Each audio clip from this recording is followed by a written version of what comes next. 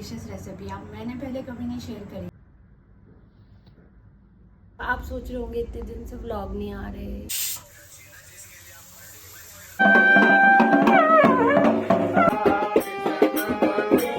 Parents को थोड़ी tension हो जाती है, नहीं खुद ही सहन करनी पड़ती है। जो तो हमारा गांव बिल्कुल मिलजुल के ये सब।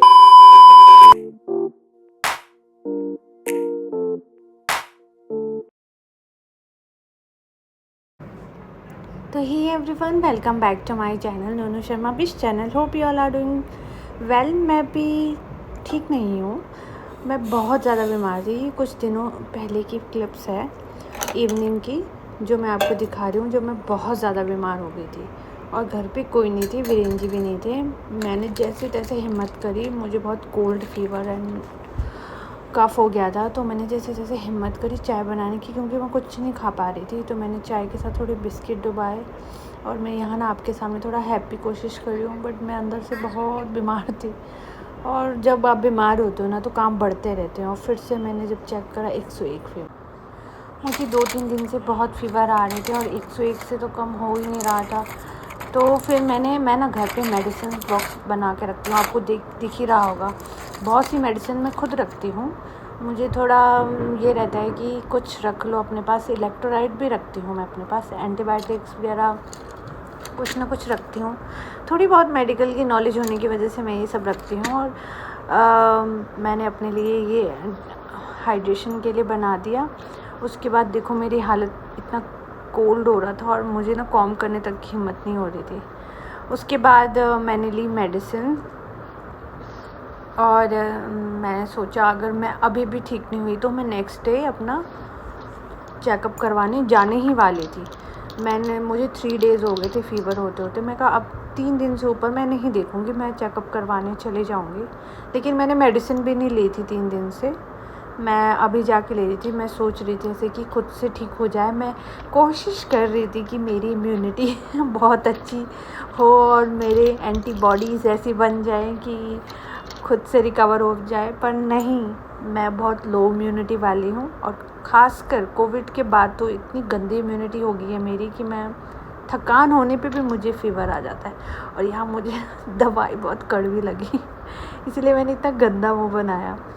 मैंने मेडिसिन्स ले ली और मैं देख रही थी कि कितनी देर बाद आएगा, बल्कि उसके बाद मुझे रात में और बुखार आ गया और मेरे गाल ना बहुत गर्म हो जाते हैं जब मुझे फ़ीवर होता है बहुत ज़्यादा। और मेरा कुछ भी करने को मन नहीं था। मैं इसी कमरे में ना इतने दिन से थी, मैं कुछ खा भी नहीं रही थी और खांसी से मेरी हालत ख़राब थी। कफ सिरप भी मैं अपने पास रखती हूँ घर में। उसके बाद मैंने ब्लैंकेट लिया और मैं सो गई, बस मैं सो गई, कुछ भी नहीं खाया। The next morning. तो hey everyone, welcome back to my channel Nonu Sharma बिश channel. Hope you all are doing well. मैं तो ठीक ही हूँ यार। आप सोच रहे होंगे इतने दिन से व्लॉग नहीं आ रहे, ये नहीं हो रहा। मैंने भी मिनी व्लॉग डाल दिया था, वैसे जिसने मिनी व्लॉग नहीं देखा वो देख लो। मैं अपनी अपडेट्स वहाँ दे देती हूँ। वैसे मैं हो गई ना बहुत ज़्यादा बीमार, जिसकी वजह से मेरे व्लॉग नहीं आ रहे। अभी भी आपको आवाज़ से लग रहा होगा मेरा गला बैठा बैठा है और थोड़ा रिकवरी मोड पे हूँ। तो फिर सोचा आज जब थोड़ा हेल्थ थोड़ा ठीक लगी और थोड़ा फीवर नहीं आया तो मैं शेयर कर दूँ आपसे। तो मैं पता नहीं कैसे बीमार हो गई यार। दिल्ली में बहुत वैसे अजीब सा मौसम हो रहा है, कभी बारिश नहीं, कभी तूफान आ जा रहा है, कभी बहुत गर्मी हो जा रही, बहुत ज़्यादा गर्मी हो जा रही कि हमें एसी लगाना पड़ रहा। और कभी ऐसा हो रहा है कि फ़ैन भी बंद हो जा रहे। तो शायद मुझे सर्द गर्म हो गया होगा, तो उसी वजह से मुझे कोल्ड फीवर कफ ये सब हो गया। और वीरेन जी भी अपने बिजनेस ट्रिप से गए और पीछे से मैं बीमार हो गई बहुत ज़्यादा। मैक्सिमम मेरे साथ ऐसा होता है, वो जब किसी बिज़ी अपने ऑफिस उसमें जाते, ऑफिस की ट्रिप से जाते हैं कहीं, तो मैं पीछे से बीमार हो जाती हूँ। और मुझे अपनी खुद ही सहन करनी पड़ती है, जो भी ये होता है ना, खुद ही करना पड़ता है अपने आप को। बैकअप भी खुद करना पड़ता है अपने आप को। और मेरे पेरेंट्स, मेरी मम्मी वगैरह को जैसे पता, वो तो 1 सेकंड में पता लगा लेते हैं मैं बीमार हो जाऊँगा। मैं फ़ोन नहीं उठाऊँ तो उन्हें टेंशन, वो इतना, मेरी मम्मी तो इतना दिमाग लगाने लग जाती है कि हाँ बीमार होगी इसलिए नहीं फ़ोन उठा रही, तो वो भी टेंशन में रहते हैं। तो पर आज मैं थोड़ा ठीक फील कर रही हूँ। मैंने सोचा आज मैं व्लॉग बनाऊँ। और घर के भी आपने देखा होगा, आजकल नवरात्रे चल रहे हैं ना, आपने सोचा मैंने नवरात्रे में कुछ नहीं डाल पाई, इसी वजह से नहीं डाल पाई। मैं बहुत बीमार हो गई, बहुत ज़्यादा हो गई। मैं उठने के उसमें, मैं खाना बनाने के उसमें भी नहीं हो पा रही थी। मैं ऑर्डर कर रही थी खाना खाना क्या, मुझे टेस्टी नहीं लग रहा कुछ भी, मुझे सॉल्ट नहीं फील हो रहा बिल्कुल। मैं डायरेक्ट सॉल्ट खा रही हूँ, मुझे फील ही नहीं हो रहा, मुझे स्पाइसेस भी फील नहीं हो रही, तो मुझे भूख ज़रूर लग रही है। तो आज मैं सोच रही हूँ कुछ ऐसा बनाऊँ जिससे मुझे खाने की वो बढ़े मेरी, और अपने टेस्टी कुछ फेवरेट सा बनाती हूँ। और देखती हूँ कि आज मुझे टेस्ट लगेगा या नहीं लगेगा। वैसे लग जाना चाहिए, अब तो दिन हो गए, पर गला नहीं ठीक हो रहा मेरा, और कफ की वजह से मुझे इतना पेन हो रहा है ना स्टमक में, मेरे रिब्स में, ये सारे पेट में, कि मुझे खा जाती है, मुझे ऐसा झुकना पड़ता है। वैसे मैं ये सब बताती नहीं हूँ, अब मैं ससुराल में तो कभी नहीं बताती, लेकिन मम्मी वगैरह मेरी गेस कर लेते हैं, मेरे मम्मी वगैरह एकदम पहचान लेते हैं कि मेरी मम्मी बहुत ऐसे कर लेंगे कि ये हो रहा है ना, ये हो रहा है ना, पक्का। और बल्कि कल शाम को ही वो कह रहे कि तुम ना रूम यहीं ले लो मेरे घर के पास, कि तुम्हें देखने तो आ सके, हम हमेशा अकेली रह जाती हो। मैं कहा चलो कोई नहीं, अपनी जर्नी खुद ही सहन करनी पड़ती है। तो बस यही था, इसीलिए मैं व्लॉग नहीं डाल पा रही थी, लेकिन आज से अब व्लॉग चालू करती हूँ। व्लॉग को सपोर्ट करना, और चलो करते हैं क्या क्या करते हैं, जो भी करूँगी आपको दिखाती हूँ। पहले तो मैं सोची थी कुछ बनाऊँ, किचन में जाके कुछ बनाती हूँ, आपको दिखाती हूँ। आज अपने टेस्ट बड्स को ना मैं एनहांस करने के लिए क्या करूँ, तो चलती हूँ अभी। अब क्योंकि ज़्यादा नहीं बोल पाऊँगी, मुझे ना खांसी ज़्यादा होने लग जाती है, आज दिखाती ज़्यादा हूँ, तो चलो चलते हैं। तो ये लिया मैंने डोसा, तो बचा हुआ था, सोचा कि इसे ही बनाती हूँ आज। थोड़ा मुझे पसंद है ना डोसा खाना, तो मैं कहा ये बनाती हूँ। वैसे मुझे ये दही के आइटमें खानी नहीं है, लेकिन क्या करूँ, मुझे कुछ भी अच्छा नहीं लग रहा, मुझे भूख बहुत लग रही। अब जाके मुझे भूख सहन हो रही है, नहीं तो पहले तो भूख भी नहीं हो रही थी। अब हम इसे मिला देंगे।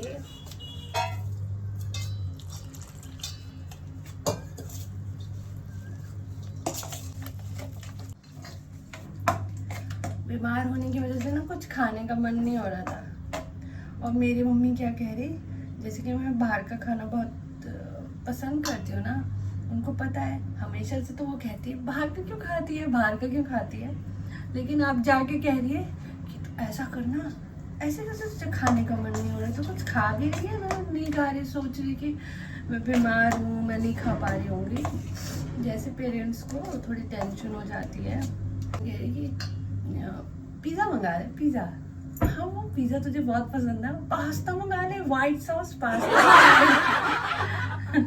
मैं कह रही, मैं कहा मैं बीमार हूँ, मुझे ऐसा खाना थोड़ी ना खाना है, मुझे हल्का खाना खाना है। और हाँ, मेरे घर पे, मतलब मेरे मायके में आजकल जैसे नवरात्रे चल रहे हैं, तो हमारे सींज डालते हैं। सीन मैं उसके क्लिप्स भी आपको डालूंगी, क्योंकि पापा वहाँ पूरी सेवा में लगे हैं और मुझे रोज़ भेज दे रहे हैं, तो मैं रोज़ मुझे वीडियो भेज दे रहे हैं, क्योंकि वो बहुत मतलब पूजा पाठ बहुत पसंद करते हैं ना पापा, और बहुत मतलब अच्छे उससे करते हैं, बहुत खुशी होके करते हैं वैसे। तो मुझे रोज़ वो फ़ोटोज़ और वीडियोस भेजे जा रहे हैं, तो मैं वो क्लिप्स भी आपको दिखाती हूँ।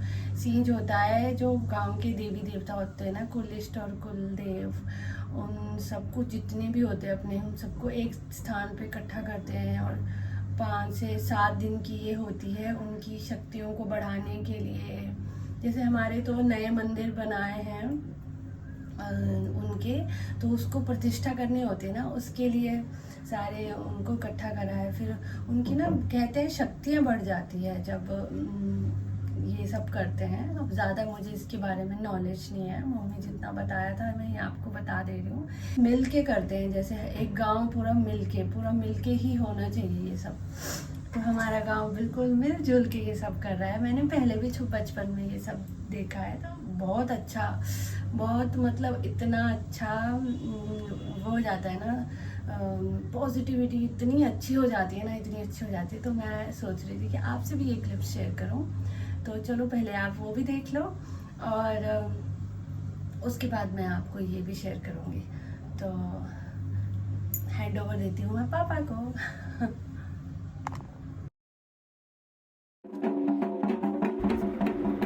तो छोटे छोटे क्लिप्स मैं आपसे शेयर करूंगी। ये है मेरा भाई, छोटा भाई हनी शर्मा, जो आगे गंगा जल लेके चल रहा है, और पीछे पीछे पापा, चाचू, बड़े पापा सब दिखेंगे आपको। और जो वहाँ पे रहते हैं, क्योंकि गांव की जेंट्स वहीं पे रहते हैं मंदिर में ही, तो मंदिर में ही वो खाना पीना उनका रहना होता है। व्रत होते इतने दिनों के, तो वो इतने दिन वहीं रहते, सोते, सब कुछ वहीं करते हैं। तो इस तरह से देवी देवताओं को लाया जाता है अच्छे से, और एक स्थान पे रखा जाता है। अब आप देखोगे कि यहाँ पे मेरे बड़े पापा, चाचू, पापा पूरी शिद्दत से, पूरे दिल से देखो कैसे जा रहे हैं, और पूरा गांव मिल के जा रहा है। सब मिलजुल कर ये काम करते हैं, और बहुत अच्छा लगता है जब ये मिलजुल कर ऐसे काम, धार्मिक काम होते हैं, तो बहुत अच्छा लगता है। तो ये रहे मेरे बड़े पापा, आपने देखा ही होगा, ये है भैया और ये पापा, जो बिल्कुल फ्लैग लेके ऐसे चल रहे हैं जैसे कि आर्मी में परेड दे रहे हो। उसके बाद ये हमारे गांव के दादाजी वगैरह, मौसा जी, और ये चाचू जो ये पानी का कुछ लेके जा रहे हैं, ये मौसा जी, ये दूसरे दादाजी, और ये मनसा।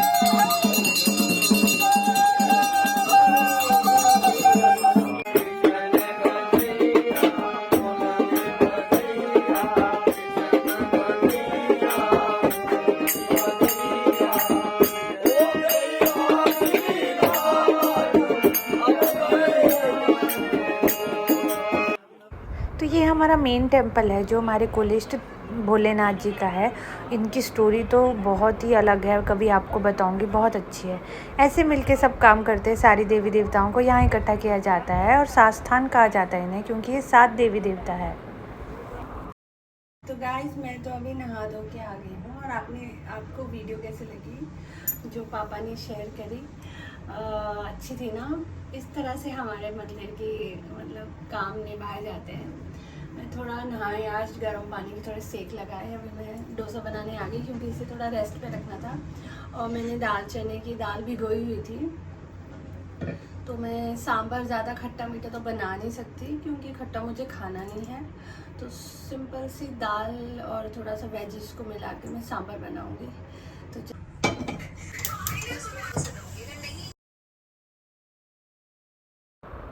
तो यहाँ सबसे पहले डाला मैंने हींग, उसके बाद डाला सरसों के सीड्स, और डाले कड़ी पत्ता, उसके बाद जीरा, मेथी, और हल्का सा छौंका लगाने के बाद मैंने इसमें डाल दी दाल, जो मैंने दाल चने की दाल भिगोई थी। तो उसके बाद आपको पता है, मैंने मॉर्निंग में ना एक सब्ज़ी बनाई थी अपने लिए, गाजर मिक्स थी, गाजर, गोभी और शिमला मिर्च की। तो मैंने वो सब्ज़ी इसमें डाल दी, और दाल डाल दी, और नमक डाल के, और थोड़ा सा गुड़ को भी बाद में मिलाया मैंने। इसमें हम प्रेशर देंगे, अच्छे से प्रेशर देंगे, इसे अच्छे से घुलने देंगे, बिल्कुल मतलब बिल्कुल इतनी गाढ़ी कर देंगे ना, दबा दबा के इसको अच्छे से बनाना है। तो इजी सा सांभर बना रही थी आज, क्योंकि नहीं बना सकती थी ज़्यादा खट्टा मीठा, खट्टा मैं डाल नहीं सकती थी। और फिर मैंने डोसा बनाया, जैसे जैसे बिना मन के बना रही थी वैसे मैं आज, पर जैसे जैसे मैंने बनाया, मुझे थोड़ा खाने की क्यूरोसिटी भी बढ़ी इसकी वजह से, कि मैं जब अपने पसंद का खा रही हूँ। खासकर होता है ऐसे, जब आप बीमार हो ना, तो आप अपने पसंद का खाओ, जो भी मन करे ना वो खाओ। ये मत सोचो कि ये नहीं है, हाँ थोड़ा खट्टा मीठा उसका ध्यान देना पड़ेगा, बाकी खाओ जैसे मन करे, नहीं तो भूख मर जाती है बहुत गंदी। फटाफट मैंने डोसा बनाया, और बहुत सारे डोसे बनाए, और अपना लंच करा। उसके बाद शाम को मैंने ब्लैंकेट किया, मैंने ब्लैंकेट से सामान मंगा दिया, नींबू, मेरा सामान। तो मैंने ऑनलाइन वेजिटेबल्स मंगाई है ब्लैंकेट से, और देखो गोभी ऐसी आई है जिसके इतने सारे छिलके दे देते हैं, क्या ही बताऊँ। मैंने बहुत सारी सब्जियां मंगवाई, बहुत दिनों से मैं वेजिटेबल्स नहीं खा पा रही थी, तो मैंने सारी सब्जियां धो दी। मुझे जैसे ही सब्जियां आए ना मुझे उन्हें धोने की हो जाती है। मैं अच्छे से धो दी। उसके बाद पालक देखी तो पालक तो थोड़ी सी मिली मुझे और इतनी सारी ख़राब थी। The next morning. तो hey everyone, welcome back to new day. आज मैं आपके साथ जो रेसिपी शेयर कर रही हूँ वो है फास्ट की। तो जैसे कि आपने देख ही लिया, मैंने दूध को उबालने के लिए डाल दिया है और ये बहुत डिलीशियस रेसिपी आप मैंने पहले कभी नहीं शेयर करी है, बट बहुत मतलब टेस्टी और फेमस रेसिपी है। और मैं घर पे अपने घर पे भी बनाती होती थी और मैं बहुत ज़्यादा बनाती होती थी। वहाँ सभी कहते थे कि वो बनाओ वो बनाओ। तो आज मैं शेयर कर रही हूँ ये रेसिपी। वो है मखाने की खीर। मैंने दूध उबालने में लगा दिया है, अभी रेडी करती है मखानों को। हमें ऐसे ना इसको उबलने देना है, खूब उबलने देना है।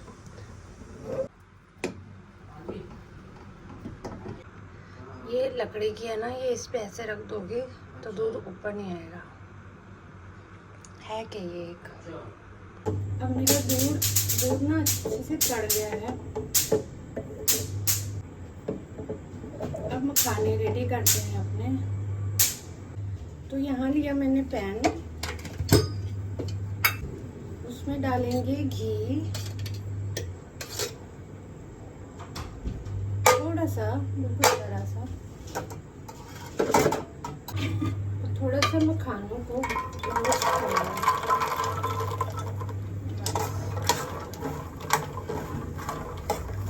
मखाने एकदम श्रिंक होने लग जाते हैं तो उसे हटाते रहो।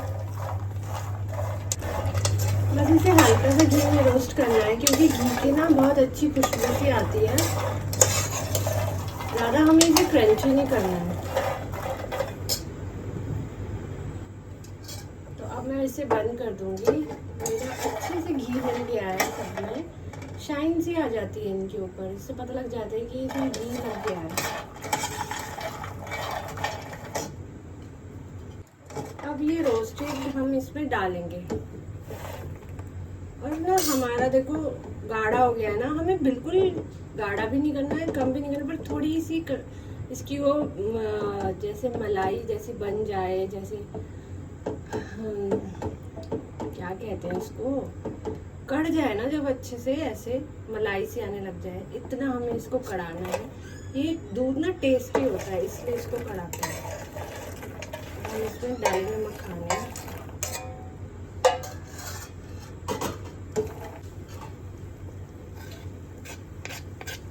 अब इसे अच्छे से पकने देंगे। ये देखो छोटे छोटे कैसे हो जाते हैं, बट ये ना जब तक स्पॉन्जी नहीं होंगे ना रसमलाई की तरह, तब तक हमें इसमें इसे डूबे रहने देना है। इधर मैं डाल रही हूँ 2 इलायची कूट के मैंने इसमें डाल दी।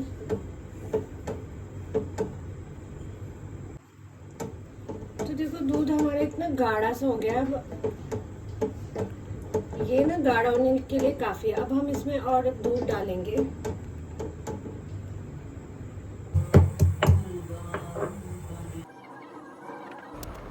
तो यहाँ हम इसमें दूध ऐड कर देंगे। जो पहले दूध बनाया था उसे हम रबड़ी की तरह बनाएंगे, वो बहुत टेस्टी लगता है। और अगर आपके पास यहाँ पे केसर हो तो आप केसर भी डाल सकते हो। मैंने तो ड्राई फ्रूट डाले, किशमिश और बादाम, और इसमें मिला दिया। और थोड़ा सा दूध इसको पतला करने के लिए, क्योंकि ये एज अ रसमलाई की तरह बहुत अच्छा लगता है। और जो मखाने हैं ना वो स्पॉन्ज की तरह बिल्कुल स्पॉन्जी हो जाते हैं, रसमलाई की तरह। ये देखो मैं आपको दिखा भी रही हूँ यहाँ निकाल के, ये बिल्कुल स्पॉन्जी हो जाते हैं, बिल्कुल दूध से भर जाते हैं। बहुत टेस्टी रेसिपी है, आप भी ज़रूर बनाना। उसके बाद मैंने शुगर ऐड करी और बस थोड़ा सा उसे मिलने दिया और हमारे मखाने की खीर रेडी है। बहुत ही डिलीशियस होती है ये, आप ज़रूर बनाएं। बहुत इजी है, देखो कितनी जल्दी बन जाती है।